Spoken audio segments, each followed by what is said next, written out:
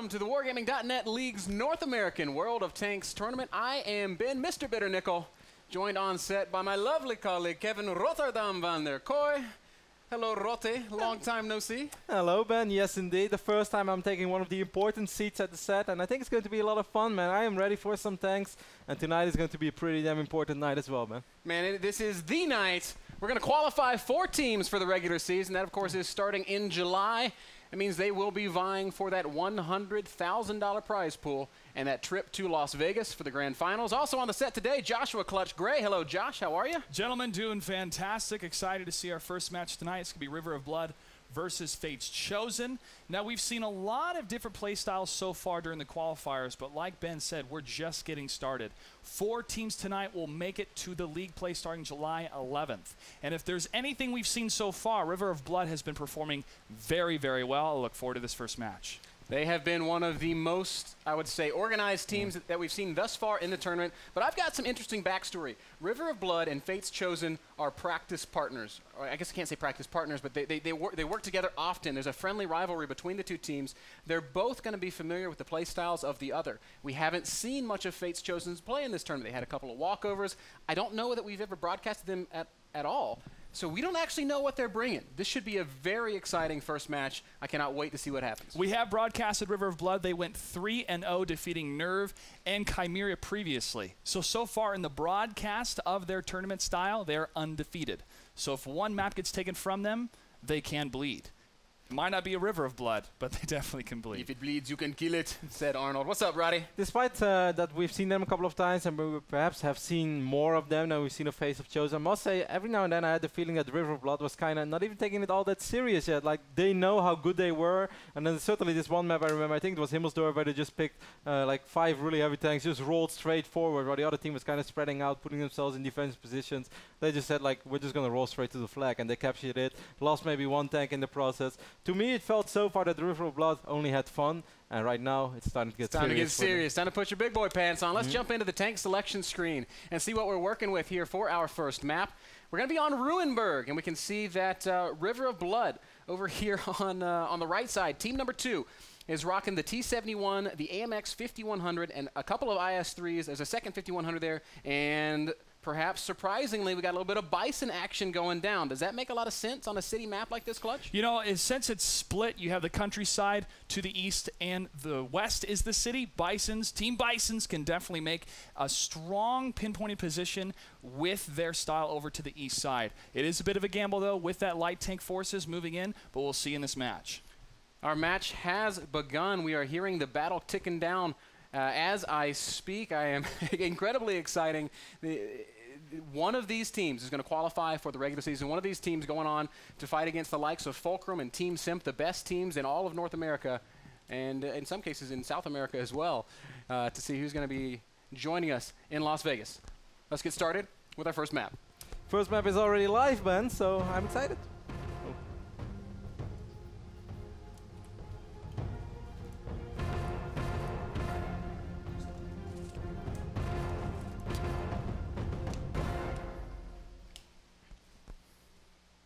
Here we go. Ruinberg is the map, and we are looking on right now with Fate's Chosen, the red team. They've spawned in the northern position, making their way towards the center of the map. Clutch, why is this an important position to hold if you want to win on Ruinberg? You know, especially with so many heavy tanks heading to the east side, holding that position down allows you to flank over to the west. However, down to the southeast, it looks like the blue team will be pushing towards that village area. With that ability to be able to move towards that west side and the cover that's given all the way to the west past the road, they could move further to the north and push into the capture area. However, 2 light tanks are staying to the rear to try to scout any type of movement from the city. But if that continual push continues with the blue team, we could see a pretty fast flag cap, but it's going to depend if they stop or not. Very interesting movement that we're seeing on the mini-map. It looks like River of Blood, our blue team, moving along the eastern side of the map. They're going to try to, essentially these 2 teams are dodging each other. They're taking alternate routes to their opponent's sides of the map. Light tanks are well positioned to spot enemy movement, but neither team has lit up the other. Those light tanks might have to say hello to these two IS-3 men who are rolling together like true battle buddies would do. The Battle Buddy battle tactics system is something that Rukill certainly advocates. It's not one that I've quite learned to embrace yet, but as we learn, the buddy system always gets you further than when you try to go alone. See the AMX 5100 as well, going on a little adventure, just making sure that nothing surprising happens. But so far, the main course, of course, is these IS-3s. As long as those stay together with the T-32 behind it as well, you don't really want to say hello to those bad boys when you're all alone. Not at all, man. That still, both teams avoiding each other. The first spots are going down. Captain Blood in that T-71 has been located. Nobody really able to get a shot on him as of yet. However, immediately we see River of Blood repositioning to try and engage on their opponents. Bison missing a big shot on the first IS-3, but clutch stuff is about to go down, isn't it? It is, because they knew their opponent was not going to try to stop their advancement. They feel that their base is going to be under attack here soon. That one light tank that was back, scouting what was happening in the city, acquired some information, but it's not enough for them to make the push against their enemy flag cap. So they're going to reassess the situation, get behind some better cover, and wait it out and see what kind of information they can gather with the different positions, especially AMX 5100 and the IS-3, scouting a little outside the northern section of their flag cap. Still a very slow game at this point. Both teams posturing, realizing the gravity of this match, knowing that a single Tier 8 tank falling could be the difference between winning and losing. Living or dying, as still light tanks are spotting one another, but none of the heavy hitters have been able to get vision on their counterparts. These AMX 5100 is really close to engaging the first IS-3 though from River of Blood, but so far both players are playing it really defensively, but they are, well, almost within a hair of each other. I'm a little bit surprised at how spread out Fate's Chosen has allowed their heavy tanks to be. There's 3 heavy tanks back at home, leaving 2 heavies very exposed up in the front. Clutch, do you think that it would make sense for River to push on these exposed heavies? Well, the 2 that are in the center at this section right here, they could move down to the south and cover this area to get a good flank on the blue team. However, it does leave them open if the blue team decides to move into this quadrant next to the TIE fighter area, which we call this position right here. And they could move back over on this side, since there's no artillery on the red team, to try to push more against their flag. But these 3 heavy tanks on this side are able to go back and forth to cover that entire city area and be able to see if there's any kind of push. There's not. The blue team is waiting and waiting and waiting. They're waiting to see what red's going to do. It's kind of a standstill between both the teams right now. And those 3 heavies from the back are on the move, just like you were describing, Clutch. Giving up that defensive position could mean that the River of Blood T1s could move on that flag as soon as they realize what's happening. All the heavies of Fate's Chosen have kind of come together here in the center of the map. That's a lot of firepower spoken for, a lot of hit points spoken for, Roddy, and in a very dangerous position here for River of Blood to try and engage. But it's still also scary to move out to the city. You don't want to take those first hits. Neither team has really done some damage. The artillery has tried to hit either of the tanks, but so far have missed, even though a couple of times they were really close. Where is that Bison hanging out anyway? He is way back in the what is that, southeastern corner of the map, just waiting for an opportunity to fire on his opponents. But it's hard to get shots off into the city. Seems like one of the Tier 1 tanks, though, slowly but steady engaging on the red flag, might put a little bit of pressure on Fate's Chosen. That would certainly force some sort of movement from Fate's Chosen. I think that's something that we need to see one of these teams doing. Very, very careful play from either side. Fate's Chosen still not willing to commit to any kind of aggressive positioning, sitting back on their half of the map, waiting for an opportunity to engage on perhaps overeager attackers. It's just like you said, Ben, with this artillery position right here, it cannot get a shot whatsoever. Every single one of these buildings will block his shot. He cannot land anything unless the blue team tries to force them out with that flag cap. Because of the arc of the Bison, they may be able to get a couple shots against those heavies. But for right now, the Bison is in a great position to also have a bit of a defensive side flank against any type of push from the red team against the blue flag cap. River of Blood continuing to aggressively push towards Fate's Chosen's flag. And I think we are probably going to see some fireworks here momentarily as that first T1 is closing in on that flag position. And will we see, will they sound the alarm? Will that cap be initiated? 3 minutes and 40 seconds left on the clock, Ben. Both teams are actually very well spread out right now. A couple of heavies on the south side, but still, Fate's Chosen still relatively defensively. Yep, neither team willing to make anything happen just yet, and for good reason. Losing a single Tier 8 means giving up that 8-point advantage, and it would mean a win in the event of the timer running down. We do see the first River of Blood tank making its way into the flag. He's still not started the cap timer though. You got to be more than halfway in there to get that countdown rolling, and they're not willing to commit to that because that gives up also their position. It says to the enemy team, hey, I'm here, and now he is going to do it, steps in on that flag, and immediately we should see some kind of response out of Fate's Chosen. They know it's being broadcasted right now, Ben, like you said, and to the rear, if you'll see on the minimap, that they have 2 heavy tanks and a light tank to reinforce the position. They're not fully committed yet because they know they could be focused fired, but Savage G is just kind of testing the waters. He takes a hit. Big Spot trades a hit with him. He gets another one. 750 HP is left on him. Whoa. Another hit on Big Spot. Great trades going down right now. It looks like River of Blood getting the better of these initial shots. Big Spot is going to go down. That means the tier advantage does go to River of Blood. We've got a counter cap happening on the other side of the map. One of the T1s is on River of Blood's flag, so with a couple of resets, anything is still possible. Still, though, I would say a superior position for River of Blood. Definitely could be superior, but again, it's now a bit of a defensive maneuver that the red team is going to do. Reset. They could get the flank here if they move to that northern position. I actually really like what Fate's Chosen is doing right now. They got all heavies coming in from different sides, and they also know where River of Blood is positioned. Savage G's going to go down. That's huge. Both the T1s of Fate's Chosen have been killed, so that means no more cap for them. If we look up at the top of the screen, we can see that it's a very heavily tier advantage for River of Blood. 7 tanks remaining to just 6. And a single Tier 8 down for River of Blood, whereas we've lost 2 on Fate's Chosen side. If this game draws out, this will be a win for River of Blood. Yeah, these 2 red forces here, these 2 heavy tanks are going to try to move in not as fast as possible. They still have a minute, 30 seconds left, 26 seconds now, but now one's going to move in to try to get the kill as this red heavy tank is going to move in to try to get the flank. Whoa, Doe taking some big damage. Oh my goodness, down to just 70 hit points. D. Hansen also very nearly dead. It looks like River of Blood is wrapping this one up. Another big shot goes down. Excellent play out of River of Blood. Very slow in the early portions of the game as both teams were posturing and positioning, but at this point the writing is on the wall. We are going to have a River of Blood victory here unless Commander J can make something miraculous happen. I don't know, Ben. It's going to be a little rough.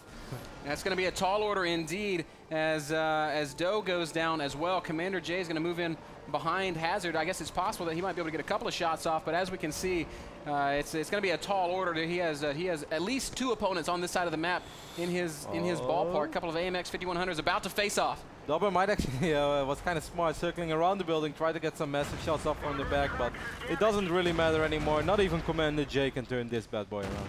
Not even the greatest play in the world from Commander would turn it around. There it is. He goes down. River of Blood going to take our first battle in this best-of-5 series. Excellent play out of those guys.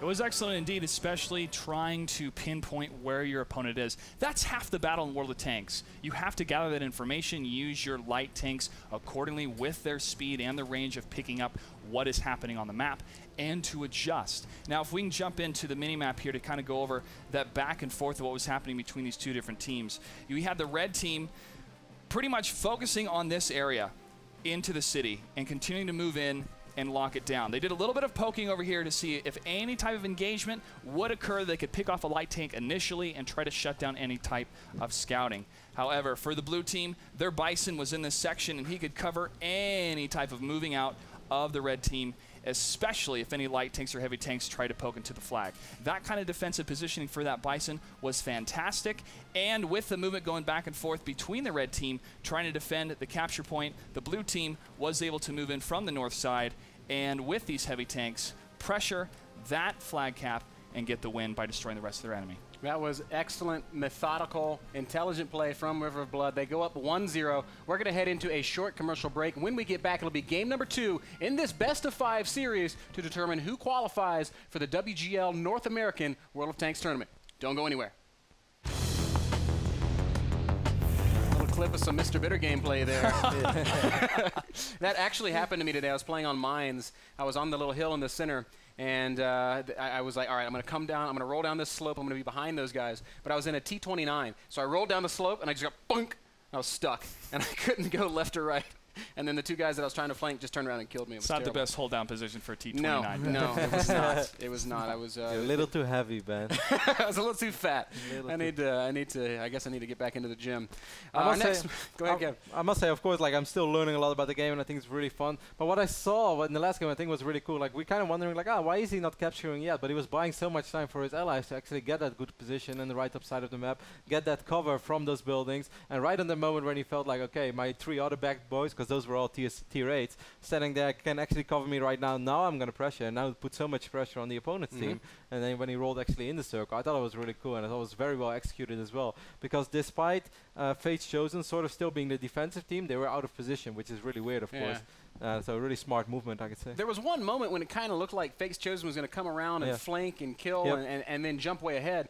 But River of Blood was so fanned out across the map that those flanking guys just got completely dissected and locked in that sure win on the first map. Our second map is going to be Steps, and Roddy has something to say about it. No, just wondering, which is kind of weird though, because like if you are the team which has 2 scouts against a team that has 1 artillery, so basically 1 scout less, shouldn't Face Chosen have more map vision than he actually had? That's a great point, a great question. I think Clutch should probably fill us in on how that's supposed to work out. Well, I think it's also the Bison is able to lock down so much map positioning because of the fire. I mean, it does cut the map in half because it is a city map and kind of wide open map. It's a hybrid map. But because of its positioning, he's able to call out to his friends, hey, I see something breaking. I see some sort of movement. And having that satellite position does help with that map coverage. You know, that is a really good point. The scout for River of Blood was covering the city. He was making sure they had vision in the city. So it's like River of Blood was saying, hey, you know what? I don't care that the Bison can't shoot in the city. He's going to shut off the top half of the map and ensure that if they go out there, we're going to have the advantage of having that artillery out on the map. Very interesting. Anyway, Steps is our next map. Josh, why don't you talk to us a little bit about how it's going to play out? All right, this is more of an open type map here, and usually we see the scouting positioning and how they're going to move around the map. I see a lot of scouts when they spawn from the south position take this route using the rocks as cover and trying to move towards the north without getting spotted at all to see any kind of positioning, especially defensive positioning of the opposite team. Now, if they do go artillery, sometimes an artillery placement could be up here. They could be in this section as well, but it depends, of course, if they actually have artillery on the map whatsoever. For the red team, the opposite team, when they use some defensive positioning, I've seen some teams erroneously use the road. You really don't want to use the road unless you're going for a straight-up rush, because there is cover that allows for these different teams to not engage up on these hills, but if they don't have American tanks, they can't use hold down positions, they don't have good gun depression, and they can continue to move to the south and put pressure against the map. I look forward to see what kind of strategy they're going to use. Again, it comes down to the tank picks at the beginning of the match. You know, throughout the previous days of this tournament, we've been seeing a lot of AMX 1390s, a lot of T50-2s, a lot of light, fast, mobile tanks, often supplemented by a large artillery like an Object 261. Why is it? Well, and actually, we can actually jump into the tank screen. We can see the kind of picks that we are seeing here. And it sort of goes in line with what we were saying, AMX 1390s, T50-2s. We've got a Lorraine and an M12 artillery. Josh, what did these tank picks tell us about how this game's going to play out? Well, it's a bit of a mirror matchup here, especially with the amount of AMX 1390s. Those light tanks are so quick, and they have the right amount of firepower to do damage when necessary, plus they're autoloaders. They have 6 shots per drum. They move in, they can pick apart many tanks, especially in packs, but when they have to reload, they need to take cover. Steps allows for a multitude of different areas for cover, especially with the rocks. However, if we see the T1s, T50-2s are chosen on the side of Team 1, and for the other side, for the light tanks, we have a T2 light tank and a T50-2. But it looks like the game is ready to go, and I look forward to seeing another match here on Steps. This is one map I am still learning more and more different engagements. Do you think we're going to see the first shots fired a lot quicker than on the previous map because we have so many quick tanks on the map as well? I think so. I think there'll be less hesitation in this map. 1, because it's open, and 2, because we have artillery on both sides. They're going to want to take those shots first. I must say I'm a little bit sad that you said don't go straight down the road. That's what I always do. Gentlemen, the countdown has begun. Let's my jump game in plan. to our second game on Steps. Ricochet.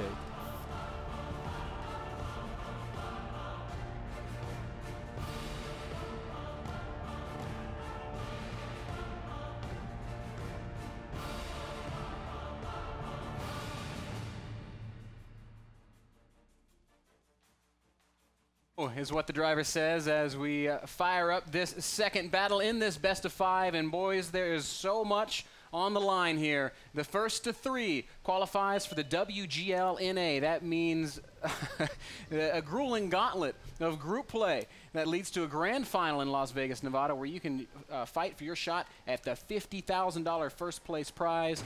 And there is so much more up for grabs. Already we've got action here on the map.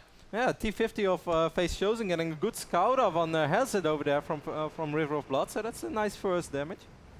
Or a nice first shot. Not the end of the world, but hey, it's good.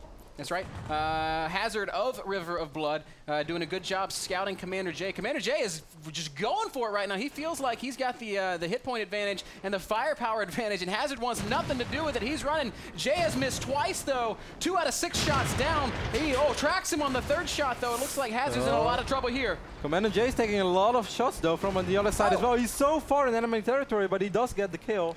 And he gets out of there. Oh, wow. Artillery shot goes down, and he is tracked. Immediately popping that repair kit and hitting the road again. Wants to get out of there before he takes any more damage. A little black rain cloud rolling up in that T50-2 to aid his teammate in some scouting here.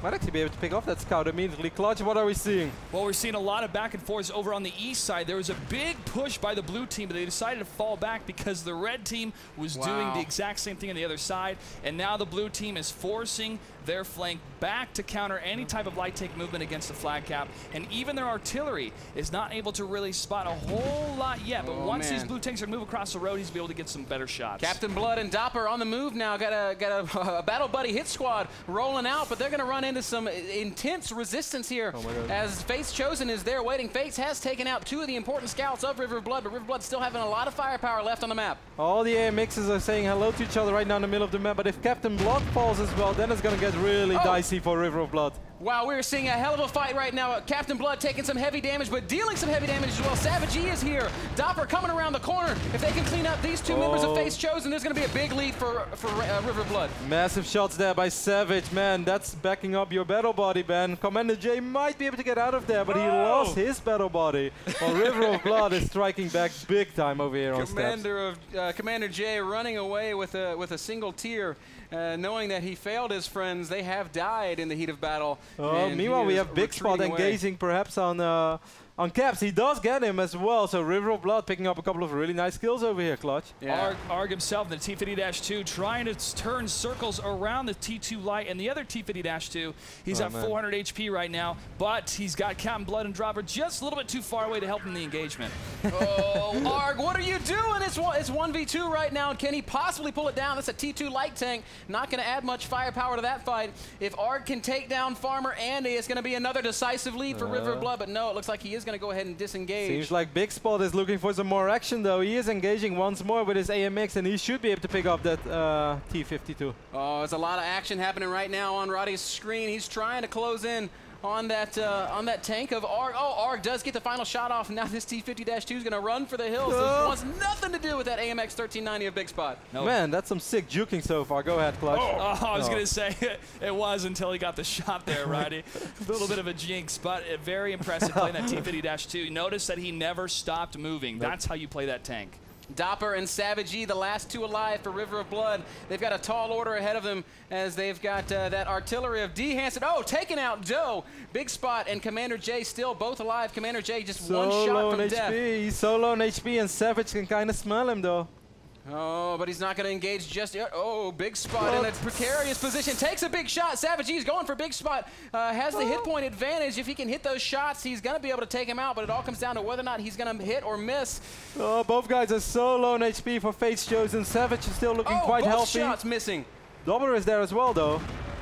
And, the track, and Big Spot is probably going to go down here. He does indeed. Big plays from Savage E and Dopper. Commander J, virtually the last man standing as D. Hansen, the arty, hiding behind the tracks. I suppose he could possibly land some that one big shot. Oh, that's huge. Come on, D. Hansen, one time, baby.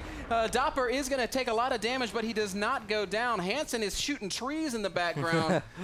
I don't know what that's all about. Well, the story of this game definitely, Ben, is that there ain't no party like an AMX party, because those guys, they really turn it around, because the start wasn't all that amazing for River of Blood at all. But Savage, man, big plays. Savage got the check mark. Fast and furious.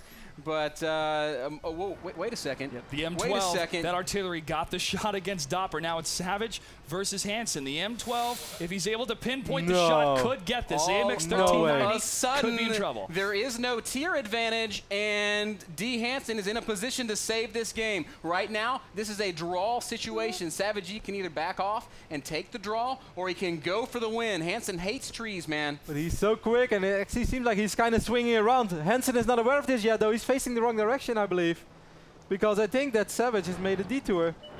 Oh, you're right. Surprise, says Savage G, rolling up on Hansen. There's no way that Artie's going to turn in time. And River of Blood takes the second map. Big Huge plays from Savage G. Huge plays from Hansen as well. But at the end of the day, ain't no party like an AMX party. Take a look at the damage report, because I'm pretty sure that both Savage and I believe Doppler was his battle body for this map's on step. Let's take a look at the team score page there, Kev, because I want to see what that's all about. Commander J doing some serious work for Fate's Chosen, but it is not enough to stop the relentless onslaught of Savage E. 4 kills as he leads his team to victory on steps. What an exciting second map that was. I really think worth mentioning as well is that Doppler kind of stuck with him all along, even though that meant that a couple of their allies were exposed early on. Those AMXs, they stuck together and they stayed alive together, and eventually they were able to wrap up some kills. Clutch, take it away. What did you see that I didn't see? Gentlemen, I saw a ring around the rosy almost continually throughout this map. Blue went up on this east valley and then immediately headed to the west. Red went straight south and then headed east. Now, because of this, there was a little bit back and forth engagements initially where we did see some tanks that were lost. It continued back and forth, moving out through the center as they continually circled around each other. And then in the end, it just became between those two tanks, that artillery and that light, and the AMX was able to take it. That was quite an engagement, and again, River of Blood being able to hold their composure. That was so exciting, man. I love the choice by Savage G to go for the win. He could have drawn it out. His team's still up 1-0, and there's no shame in that. Now they're going to just go back in and we'll try it again. But Savage G says, to hell with that. I'm going for the win. And with the beautiful flank, manages to close it out. That was pretty sick. So much quicker than his opponent, and he still kind of knew where that RD was. Of course, it would have been kind of awkward if he took the detour, but his opponent saw him coming and he would have turned around. Then he ran straight into the artillery. He could have lost it, but he was quick enough to avoid that. And I think it was a beautiful play. I really enjoyed it. Excellent, excellent play. River of Blood leads 2-0. They are one map away from qualifying for the WGL North America. Guys, we're going to head into our next commercial break. When we get back, what could possibly be the final map of this set. Do not go anywhere. This is Nagatron from Team Wargaming, and you're watching World of Tanks. Nagatron making a little cameo there for the Wargaming.net League North American World of Tanks competition. We are in the midst of the qualifiers, gentlemen, but before we jump into our next game, I want to invite everybody to please join us in the discussion on Twitter, twitter.com/WGLNA, on Facebook, facebook.com/WGLNA, and please send your comments to our commentators, Clutch08, twitter.com/Clutch08, twitter.com/Rotterdam08. What is with these 08s, guys? I was first. Yeah. What is, you guys weren't born in 2008. No. I know that. 8 was my father's favorite number, therefore it became my favorite number, and I've used it since. There was already a Clutch and a Clutch 8 taken on Twitter, so I went Clutch08. Logic. You know, Roddy and I have been betting on 8 ever since we've known each other. Like, the first thing we did in Poland was like, hey, do you like to play roulette? Yeah, I like to play roulette. All right, let's go play some roulette. And we both lost hundreds of euros betting on 8. Oh, great. There goes some mysticism. But we won a lot on 8 as well, guys. Always bet on 8. Don't turn the universe against 8. As long as we all believe, eventually it will happen. That's right. It's all about positivity. The more money you stack on 8, the more likely it is 8's going to fall. At least that's what I keep telling myself. Yep. All right, so please send us your tweets. Also, tweet at me, twitter.com/MrBitterTV. Tweet at our cameraman, Dan the Frodan Show, who is on the set with us. Do we have a camera shot of Dan? Come on, let's get Dan on camera. This handsome cameraman. Oh, that's not Dan.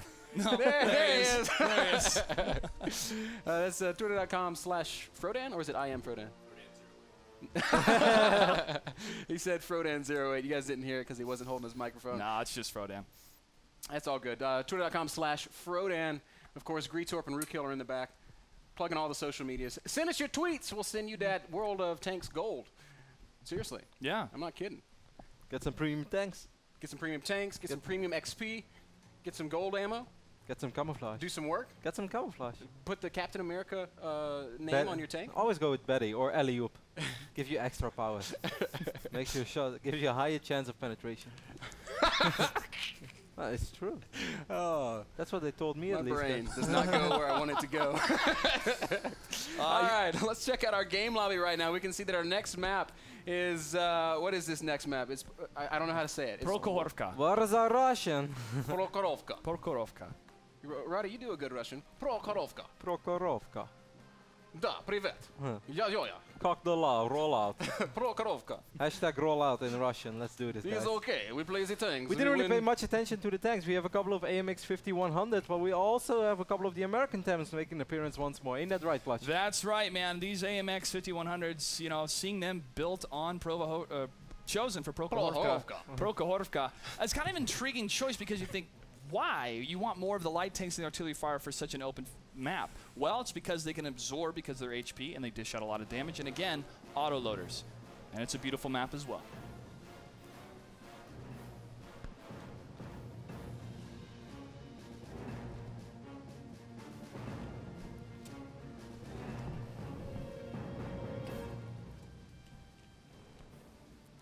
Let's get this show on the road. As River of Blood leads 2-0 over Fate's Chosen. Oh my God. That's a great scout, seeing the entire team, and all of a sudden it's like, whoa, hang on, they're all right there. Big push right down the middle from River of Blood. They're not wasting any time jumping into this one.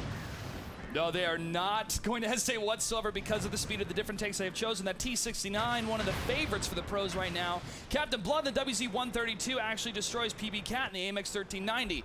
Quick little facts about the WZ-132. It can turn around faster against the AMX 1390. Some people think it's a great counter for it. That's why it was chosen for this map. A lot of shots going down, but River of Blood has drawn first blood. PB Cat getting taken out by that focused fire. And looks like we might see a little bit of fast cap action. River of Blood looks like they want to isolate a couple of these light tanks off on the side. Little black rain cloud. Where are you going, man? That's two T-69s. You're not going to win that firefight. Commander Jay's actually in a little bit of trouble as well. He's pretty much surrounded. Savage is saying hello once more. I remember you from the previous game getting rammed as well by Captain Blood. Commander Jay is down, and that's one of the big boys. Little black rain cloud also in some trouble, and tons of action all around the map. Fireworks going down, but River of Blood wasting no time with the focus fire. They are with a heavy lead already. They've lost their T1s, but who the hell cares? They got all their Tier 8s alive. And the T1s actually picked off the artillery as well. That's a massive pickoff. That is huge, huge plays. D. Hansen not going to have a chance to clutch this one, as River of Blood looks like they are closing in on what could be the first qualifier spot for the Wargaming.net League North American Championship. It's all going to come down to Big Spot. He is still alive in his AMX 3090, but it's going to be so rough. That's pretty much all the firepower they really have. Canada Duck. Wow, that's a funny name. Canada Duck. Canada, the Canuck is going to take out Farmer Andy here. Are the Jukes of Fire really going to happen? T-50-2 doing work in the AMX 1390, swings and misses. Big Spot trying to pick off Canada right there, but he's a little stagnated right now. Captain Blood getting big hits off as well. And his tank is on fire. Doe is all that remains, the Tier 2. Maybe he can cap, but I don't think so, boys. 20%. The entire team's on the wrong side of the map, though. What is River of Blood going to do? Can they get back in time? I think they can get back in time. They have quick tanks. They are going so fast across the field. That one tank is not going to be able to stop all 5 of them still left alive. Nobody drove over the supplies. Come on, guys. Doc right now is like, guys, team? They're out of radio range. Drop communication. Is anybody there? Well, somebody is. It's the WZ-132. His name's Captain Blood. Dopper gets the kill. GG gets played. River of Blood. 3-0s Fate's Chosen. Incredibly well played. What an exceptional performance that was from those guys. Absolutely rocked the entire qualifier. They looked dominant at every phase of this competition and taking out their friendly rivals, their practice mates. Fate's Chosen there in convincing fashion. What a great series that was. Yeah, I couldn't agree more, Ben. This is really fun as well. These are just the qualifiers. We're just starting to get to know these guys, but right now there are already a couple of names on this team that I'm not going to forget for a little while because we've seen some big plays today. Yeah, Savage for one of them. I have to say he's one of the VIPs, or excuse me, the MVPs. He's a He's VIP a for the team. too, don't He's worry. both, and the MVP for tonight. Particularly the tank choices. Once again, guys, as you see, red team went for artillery. The blue team went for the T-69s. Because of the maneuverability and because of the autoloader function, once again, they were able to dish out that amount of damage. Once that artillery was shut down, they had complete map control, and that was the end of Fate's Chosen. Yep. Absolutely excellent performance from Savage. If we jump into the team score tab, we can see right away that he is once again repping his team right at the top. Nearly 1,000 damage dealt, picking up 2 more kills, been consistent all throughout this entire qualifier, along with the help of his teammates, leading the charge, bringing Rain of Blood into the WGL North America. And you know what? We find out tomorrow what group they're going to be in, as we will be doing the drawing in our special end-of-week qualifier wrap-up show. That's what I just called it. That's the name of it. That's the special end-of-week qualifier wrap-up show, brought to you by thesinkingchair.com. We're going to take a commercial break. When we get back, our next match, and tanks. Don't go anywhere. Welcome back, ladies and gentlemen. As we saw during those last couple engagements, scouting is very, very important, and how to properly use those light tanks, even if they're T1 Cunninghams. So let's go ahead and take a look at basic training when it comes to scouting. Scouting. It can be a thankless job, but we will give you the basic training you need to be an effective and lucrative scout tank. You can earn around 50% credits and experience by just spotting enemy tanks and letting teammates destroy them. This means that your position behind cover, even without taking a shot, is beneficial if you are able to spot enemy positions for your teammates. You can also use fast-moving light and medium tanks to traverse the terrain and spot enemies from afar. Since enemies can't shoot you unless they spot your tank, you will take less damage, meaning less money spent on repairs.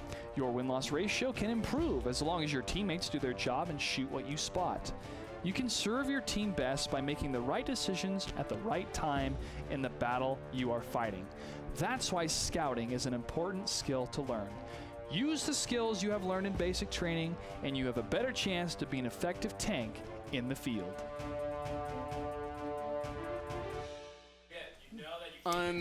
Unbelievable. Scouting, clutch. man. Unbelievable. Scouting. It's, you know, there's so many roles in World of Tanks, and knowing how to play the role perfectly, it's going to take some time. But it's worth just it. like in every game, you need a finisher. You need someone who's there who secures the kill. While that segment was running, we were just kind of talking about some of our tank exploits throughout. We've been playing World of Tanks all day. It's a very difficult job being a World of Tanks commentator. It's you tough. sit here at the office, you play World of Tanks, and then you come out here on the set. You talk about World of Tanks. It's not easy. It is really hard. We love it, though. It is. I mean, they keep us here because they pay us, but that's barely. Wait, you get paid? What? Well, I'm paying to be here. So anyway, we were talking about our games earlier today, and Roddy was telling me about how we played a really fun game earlier. We were both running M3 Stewarts, and we're over here now. And it was like this really ridiculous game where our team loses like 7 tanks immediately, and we're just so far down, and me and Kev are kind of off on the other side of the map. With one other guy who just kind of followed us. Yeah, one of those just kind of trolling along behind us. We trying to bring it back, and then we roll up on this one guy, and I shoot him, and then Kevin shoots him, and then I shoot him, and then Kevin's like, I know that if I shoot him, he won't quite die, so I'm going to wait till Ben shoots one more time so I can steal the kill. That is not good battle buddy policy, Kev. But at the end of the day, who won the team? Or who won the game for the team? Us. That's true. We did. I know, but who got more experience? You did, because you stole 7 kills. I didn't steal 7. 5 of those were at least mine. Okay. 2 times I may have waited a little longer. Well, you won the battle. That's what matters. And I got a top gun. Top gun. Right on, man. That's great. Those are precious. You cherish those. It is. Would you want to take away that tank? What do you rather have? That like I have like 5 and you 4, or that I have 7 and you 1? Would you rather have Top Gun or Brothers in Arms? That's what I'm going to ask you. Top Gun.